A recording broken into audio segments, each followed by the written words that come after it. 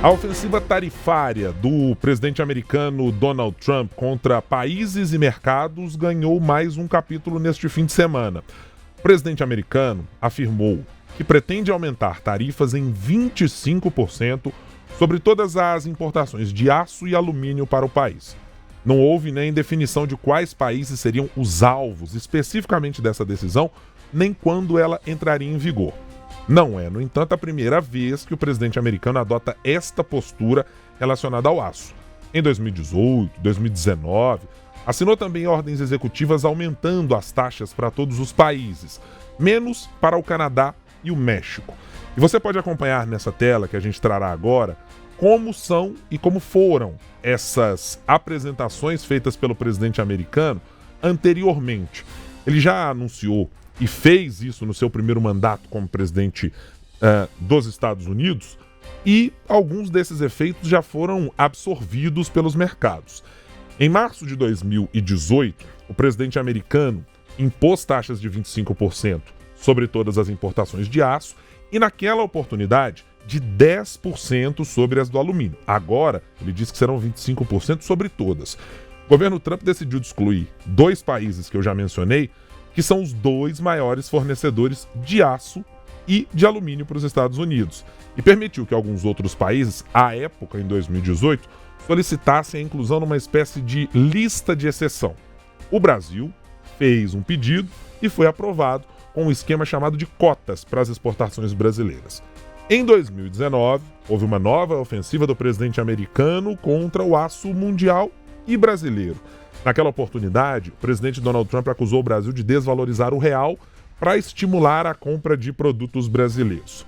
No ano seguinte, o presidente americano restringiu ainda mais as chamadas cotas de exportação dos produtos brasileiros para os Estados Unidos, reduzindo-as em cerca de 80%. O presidente americano depois decidiu elevar, em outubro, tarifas sobre as chapas de alumínio importadas do Brasil, de 15% para 145%. Bom, nesse ano de 2025, o presidente americano alega que as ações são de defesa nacional e tem o objetivo de reforçar a indústria americana. Mas a imposição de tarifas tem exatamente qual é o efeito econômico de maneira geral? Elas servem exatamente a esse propósito esperado e imaginado pelo presidente americano? Para a gente entender exatamente o que uma tarifação provoca, a gente conversa agora com o professor de economia do INSPER, professor Roberto Dumar. Professor, muito boa noite, obrigado por estar conosco aqui no Tempo News. Como vai o senhor? Obrigado, Guilherme. Boa noite. Prazer estar com vocês aqui. Nós que agradecemos a sua disponibilidade, professor. Eu quero partir de um ponto inicial, professor, para tentar primeiro entender a lógica na economia do que acontece quando tarifamos produtos ou serviços, ou tarifamos, neste caso, países e importações. Em geral, espera-se um aumento do custo de determinado produto para o mercado interno. Essas operações podem gerar mais arrecadação para o mercado externo. Quer dizer, de maneira geral, tarifar deve, pela teoria econômica, causar exatamente o que de maneira esperada? Veja, no caso agora do Trump querer colocar 25% em cima dos bens siderúrgicos, falando aí de aço e alumínio, você tem 3 pontos aí que merecem atenção. Primeiro, nós vamos ter um impacto direto, talvez não imediato, mas um impacto direto, porque 62% dos meus bens siderúrgicos que eu exporto vão para os Estados Unidos. Se você tributar 25%, vai acabar ficando mais caro, ele pode comprar, acho um pouco difícil, do aço chinês. Mas tem um ponto, sabe, Guilherme, que eu acho que é mais importante aí, que é mesmo aquele que não tem absolutamente nada a ver com aço, pode ser impactado. Como você bem colocou, no momento que você coloca uma tarifa e não tem a total produção do produto, principalmente um produto como aço e alumínio, que faz parte de uma cadeia de suprimento de carro, máquina, equipamento, etc., você acaba importando inflação. A hora que você importa inflação, os juros futuros dos Estados Unidos ficam mais altos. Ou seja, fica mais interessante investir nos Estados Unidos. Mas espera um pouquinho, como é que fica mais interessante investir nos Estados Unidos se o Brasil paga mais? Não, nós temos que pagar, ou melhor, o país que paga mais em dólar. Por exemplo, no ano passado o Brasil pagava mais a Selic, mas o câmbio depreciou 27%, todo mundo deveria ter ficado quieto nos Estados Unidos, comprando o dólar que ganharia mais os 27%. Então, se a taxa de juros continuar subindo nos Estados Unidos ou não cair mais, significa que grande parte dos recursos de mercados emergentes, leia-se Brasil, vai acabar se aportando um pouco nos Estados Unidos. Volta a pressão cambial. Volta a pressão cambial, volta a inflação também de alimentos e commodities. E aí, a Selic, que já está subindo, pode subir mais ainda ou demorar mais tempo para diminuir. Veja, tem gente que não tem nada a ver com minério de ferro, desculpa, com aço, com alumínio, mas com Selic mais alta atividade econômica no terceiro e no quarto trimestre. Claro, não é só isso. É como a gente sempre fala, que é mais uma flecha para São Sebastião. Tivemos o problema da reformatação da globalização depois da pandemia. Tivemos o problema do estrangulamento dos canais marítimos dos Houthis do Mar Vermelho. Tudo ficou mais caro. Então, só para fechar, essa guerra pós-pandemia, guerra tarifária, mas após pandemia, que nós começamos a fazer não offshore, mas nearshore, comprar mais perto de casa, fazer um pouco em casa, profana as vantagens comparativas. Guerra no Oriente Médio, problema com a China, Vietnã e Malásia, os Houthis no Mar Vermelho fechando o canal de Suez, acontece que fica mais difícil você fazer administração de estoque. Então, para resumir, juros e inflação ao redor do mundo vão ficar mais alto por mais tempo, se comparado com o que nós vimos no ano de 2000, Guilherme. Uhum. Professor, do ponto de vista da análise interna e externa, faz algum sentido a lógica que o presidente americano tem adotado e especificamente ele tem usado? Estamos fazendo algo sobre defesa nacional. Eu vou tirar o componente político desta conversa para tentar isolar apenas o econômico. Tem algum sentido de fortalecimento de fato de aumentar uma tarifação para quem importa esses produtos para os Estados Unidos e necessariamente melhorar a operação, a qualidade e o volume produzido desses produtos na economia interna americana? Veja, não, porque isso daí é uma identidade macroeconômica. O que acontece?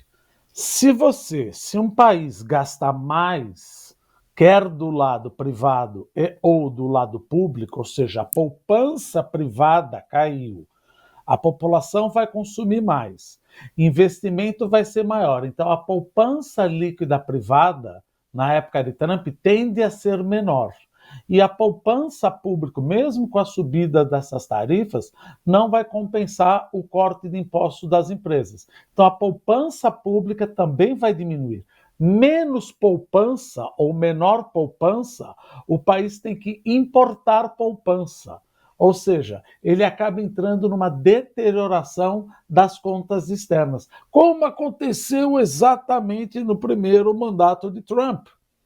Se você tem problema com a China, a gente entende. Só que trocaram o problema com a China e mudaram o problema para com o México e com o Vietnã. Ou seja, o déficit continuou grande, enorme, só que não mais com a China. É aquela coisa, eu dou mais dinheiro para a população, tributo você, mas com mais dinheiro que você tem, setor privado ou setor público, você vai e compra numa outra loja. Se o problema de Trump é a China, eu consigo entender. Se o problema é reequilíbrio das contas externas, por identidade macroeconômica, se ele gastar demais, ele vai acabar importando mais. Talvez não da China, mas do Vietnã, do Camboja, da Malásia, do Japão, da Coreia, do México, etc., ele acaba importando mais. Não tem jeito. Isso é uma identidade de economia básica. Agora, então, a intenção é saber o que ele quer. De fato, segurança nacional, mexer no tabuleiro geopolítico ou endereçar as contas externas? Se for endereçar as contas externas, fica um pouco complicado com uma poupança menor do país que, por dicotomia, você tem que importar uma poupança maior do exterior. Por isso, um déficit maior nas contas externas, leia-se balança comercial. Não compro da China, mas vou comprar do Vietnã. É isso que pode acontecer. Uma triangulação ou substituição, procura de terceiros mercados, Guilherme. Isso. Professor, eu vou lhe pedir um minuto, mas que o senhor continue conosco, porque nós vamos trazer agora uma participação da nossa repórter de Brasília, da capital federal, a Ana Paula Ramos, para trazer um pouco da dinâmica que teve esta declaração do presidente americano nas salas do Palácio do Planalto, para saber exatamente o que é que o governo brasileiro pensa a respeito desta decisão. Ana Paula, seja muito bem-vinda. Boa noite para você. Boa noite, Ibrahim. Boa noite, professor, Adriana, Larissa, todos que nos acompanham. O ministro da Fazenda, Fernando Haddad, ele afirmou nesta segunda-feira que o governo vai esperar um pouquinho para poder se manifestar sobre o assunto e que essa decisão será discutida oportunamente pelo governo brasileiro quando a medida for de fato adotada pelo governo norte-americano. Como vocês já comentaram, no domingo, o presidente Donald Trump anunciou que pretende taxar em 25% todas as importações de aço e de alumínio. E essa medida afetaria o Brasil, né, já que nós somos o segundo maior fornecedor de aço dos Estados Unidos, atrás apenas do Canadá. Mais cedo, o ministro da Fazenda, Fernando Haddad, ele falou que vai aguardar uma posição do presidente Lula e disse que, por enquanto, o tom é de cautela dentro do governo. Vamos ouvir a sonora aí do ministro da Fazenda. O governo tomou a decisão de só se manifestar oportunamente com base em decisões concretas, não em anúncios que podem ser mal interpretados, revistos. Então o governo vai aguardar, né, decisão oficialmente, antes de qualquer manifestação. Então não tem nada previsto em relação às big techs, né? Que saiu essa informação de manhã que estava previsto. Nós vamos aguardar a orientação do presidente da República depois das medidas efetivamente implementadas.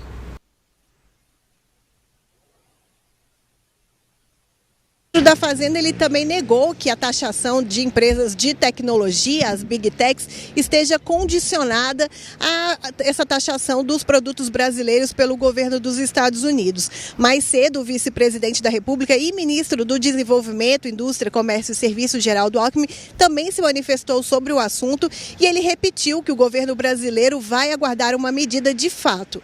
Ele também lembrou que no governo passado de Trump houve essas cotas de exportação, né, sobre os produtos brasileiros, e ele disse também que o governo brasileiro acredita no diálogo. Volto com vocês. Muito obrigado, Ana Paula, pelas informações, para termos uma posição do governo, e quero trazer também para essa conversa quem está lá diretamente da capital federal e está lidando com os ecos de como o governo brasileiro vai tratar este tema, que é a Larissa Arantes. Larissa, seja muito bem-vinda aqui ao Tempo News. Como vai? Tudo bem? Ei, Guilherme, muito boa noite para você, boa noite também para o professor. Inclusive, vou só retirar aqui o fone que eu estou me ouvindo, Guilherme, que eu queria fazer uma pergunta para o professor. Claro que sim, Larissa. Então vamos lá. Você faz a sua primeira pergunta aqui para o professor Roberto e aí depois a gente continua aqui nessa conversa, porque agora a gente colocou, professor, uma nuance brasileira. E a gente vai querer tratar um pouquinho mais detidamente, ainda que a fala do governo brasileiro seja de cautela, mas eu vou trazer primeiro aqui a participação da Larissa. Pois não, Larissa? Ótimo, Guilherme, professor, mais uma vez, boa noite. Professor, a gente viu, portanto, inclusive a repórter Ana Paula Ramos citando essa notícia que começou a circular mais cedo, de que o governo poderia, então, taxar as Big Techs como uma forma de responder a essa possível taxação do alumínio em relação aos Estados Unidos e Brasil. E aí, a minha primeira pergunta, né, para abrir essa conversa faz sentido a gente colocar as Big Techs aí no meio dessa discussão? Faz sentido a gente falar isso, essa possível taxação, como uma forma de moeda de troca ou mesmo de resposta ao que a gente tem visto de declarações do presidente norte-americano? Larissa, boa noite, prazer falar com você. Veja, eu acho que no primeiro momento não faz sentido, porque Trump está dando um tiro no pé ao colocar uma tarifa e ficar mais caro para ele. A gente pode colocar outra tarifa. Agora, o que o ministro também falou, isso é importante deixar bem claro, é importante que o governo não seja letárgico. É muita burocracia, eu preciso ver, eu preciso anunciar. Veja, Trump é um negociador. Em menos de 24 horas, ele pode fazer a réplica, a tréplica e negociar com vários países e o Brasil ainda pensando no que vai fazer. Como aconteceu no primeiro governo Trump, já volto com as techs, como aconteceu no primeiro governo Trump, por exemplo, não foi por causa do governo brasileiro, foi porque os chineses aproveitaram e compraram da gente, ou seja, os Estados Unidos tributaram a China e a China, como tréplica, passou a comprar mais agronegócio do Brasil. Olha que interessante, se você não está acordado, se você não está vendo esse painel geopolítico de negociação, de guerra comercial, você vai perder o timing. Você vai perder o timing da coisa. Agora, tributar de um lado, tributar do outro, só para responder, vamos negociar. Trump está fazendo o jogo do bode na sala. Eu coloco 25%. Tá bom, coloca só 10%, mas compra mais soja da gente. É isso que ele quer. Ele quer negociar. Agora, é importante que o governo já esteja preparando uma pauta de réplica e tréplicas envolvendo Estados Unidos, China, México, Canadá, ou seja, países não têm interesse, países não têm amigos, países têm interesses. Não adianta ficar esperando uma determinação formal. Não, gente, vamos ver o que está acontecendo e vamos ver aonde a gente pode ganhar nisso daí, porque senão o Brasil fica de fora. Chegar e falar que estou discutindo, você coloca uma tarifa na minha cabeça, eu não negocio, e coloca uma tarifa na tua cabeça, gente, se eu condenei a tarifa do Trump, eu estou condenando a tarifa que eu estou fazendo com o TEC. Ele está chamando a gente à mesa. Vamos lá falar o que a gente pode negociar. Traz a China, ou melhor, não traga a China. A China eu negocio paralelamente. E falo, olha, Brasil, ou melhor, olha, Estados Unidos, você que está brigando com a China, por que não compra mais agronegócio da gente? Então, é importante que não exista essa letargia no Ministério das Relações Exteriores, no Ministério do Desenvolvimento, Indústria e Comércio do Itamaraty, e comece a conversar logo com todos os países, que nós estamos entrando num tabuleiro geopolítico de trade war perigosíssimo. E o Brasil, até esperar falar diplomaticamente, não é assim que Trump está negociando. Ele joga o negócio. Quero ver como você responde. Não precisa responder como uma coisa formal, mas fica a pergunta, o Brasil está já com o telefone funcionando e conversando com os outros países envolvidos, vendo como seria o dilema do prisioneiro e como nós responderíamos e como seria a tréplica e a réplica? Não me parece. Ou seja, parece que o governo está falando o seguinte, se você colocar uma tarifa de 25%, eu vou colocar uma tarifa de 25%. Ora, isso não é uma relação comercial saudável. Não é isso que Trump quer, não é isso que o Brasil quer, não é isso que o mundo quer. Ele está jogando para chamar a gente para o tabuleiro. Vamos jogar, vamos o que é. Olha, por que 25? 15, o que a gente ganha? Ele é um negociador. E é isso que ele está chamando a gente. E a gente precisa negociar. Nós temos interesses, não temos ideologia, negociamos com todo mundo. Agora, responder simplesmente, não estou dizendo que o governo vai fazer isso, mas responder simplesmente com tarifa retaliatória, não, talvez tarifa retaliatória, mas eu já estou concubinado com a China, ou com o Canadá, ou com o México, ou com a Coreia do Sul, para procurar terceiros mercados.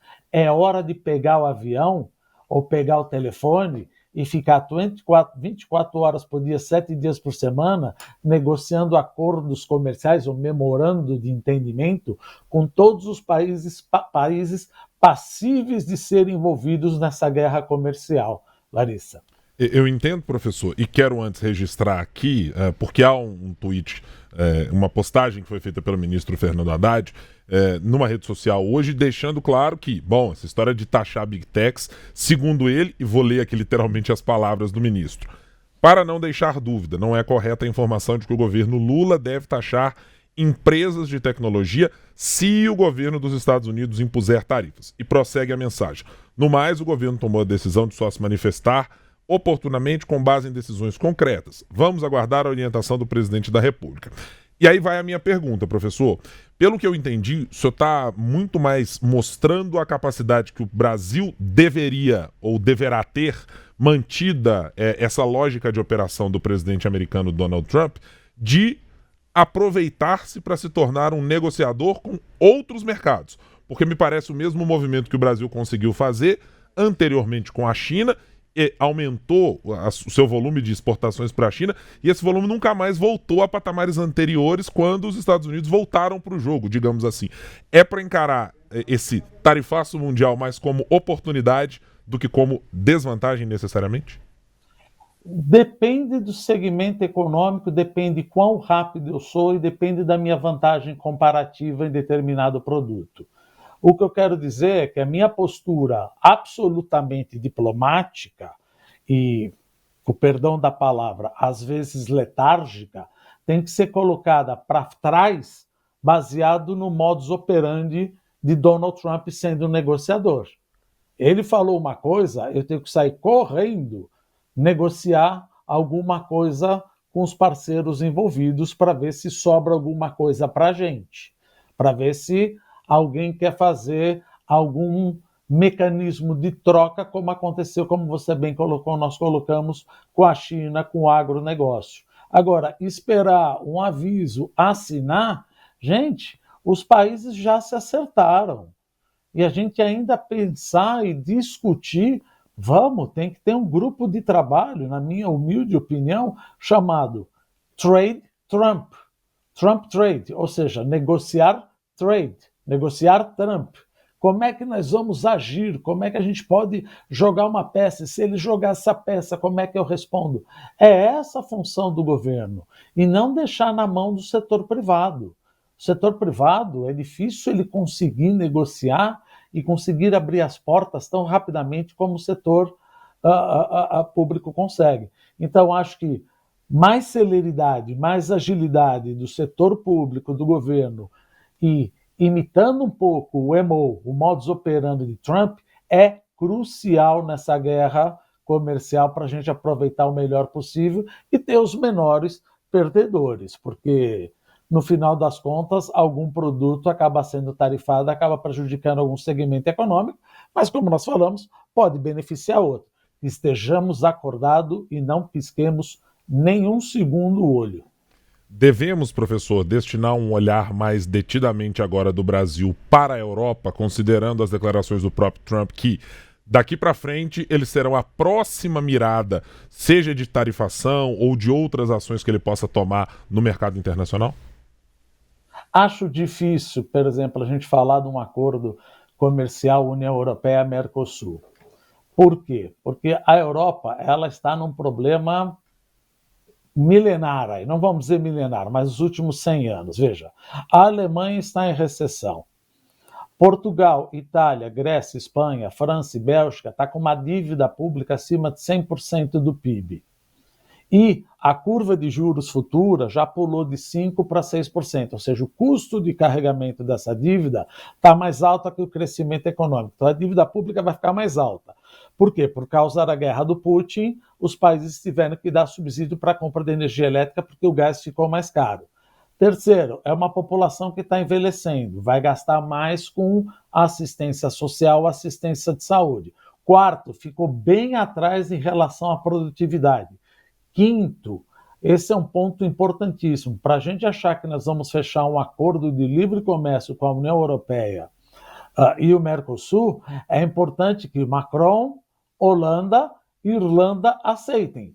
Porque se 35% da população dos 27 países membros da União Europeia negarem ou não ratificarem, o acordo vai para o chão.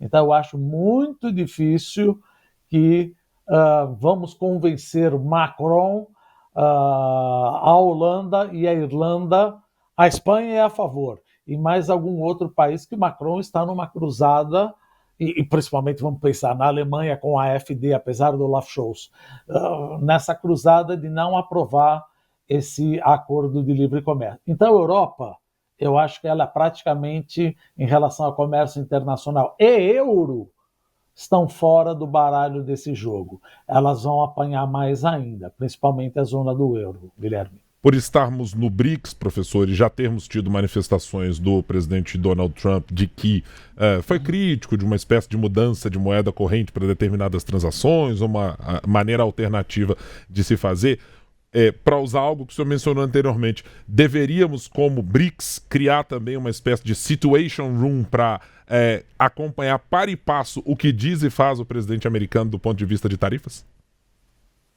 Acompanhar é uma coisa. Isso vale a pena. Agora, é um grupo, vamos combinar, e você tem Brasil, Rússia, Índia, China e South Africa, África do Sul, beleza, ótimo. Mas não vamos esquecer que você está com o Irã, com a Arábia Saudita, com o Egito,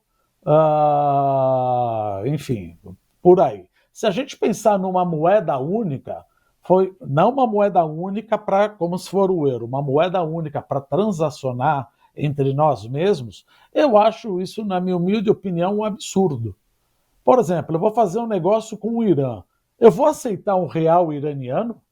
Eu quero receber em dólar. Eu vou aceitar rublo russo? Eu quero receber em dólar. Ficaria muito feliz com todas as minhas importações que estou fazendo para esses países se ele aceitassem real. Agora, chega num duty free em algum lugar, pega R$10 e fala, quero comprar um chiclete. Vê se alguém aceita.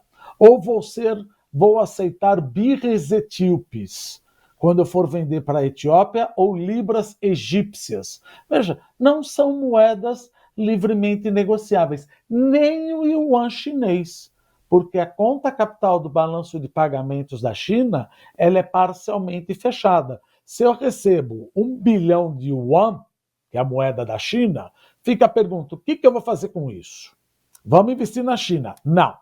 Sem ser investimento direto, eu não posso colocar livremente na bolsa de Shanghai, Shenzhen. Vamos comprar terra? Não posso. Vamos emprestar dinheiro para a empresa? Não posso. Puxa vida, então o que eu estou fazendo com essa moeda? Enquanto não abrir a conta de capital, essa moeda yuan, que possivelmente poderia começar a substituir a supremacia do dólar, precisa abrir a conta capital. Agora, qual é a vontade do Partido Comunista Chinês permitir a livre movimentação de capitais do seu país e ficar sujeito a ataques especulativos pelo mercado financeiro internacional?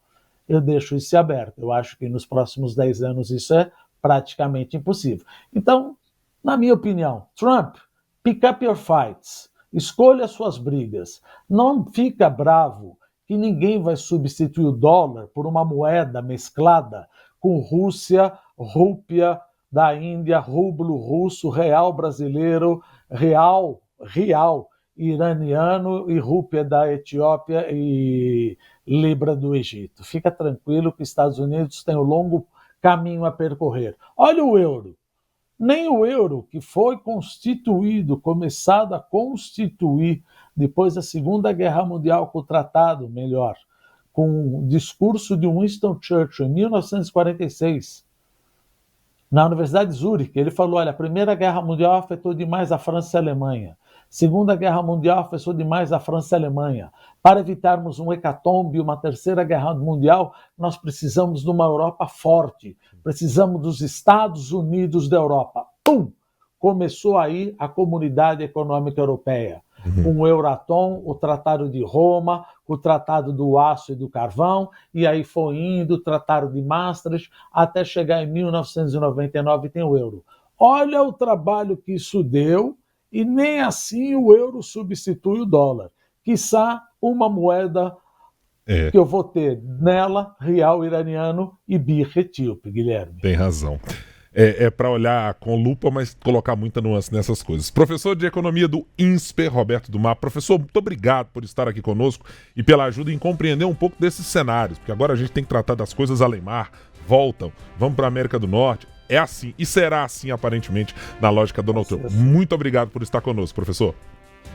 Obrigado, Guilherme, Larissa, Ana Paula, todos estavam na bancada. Muito obrigado.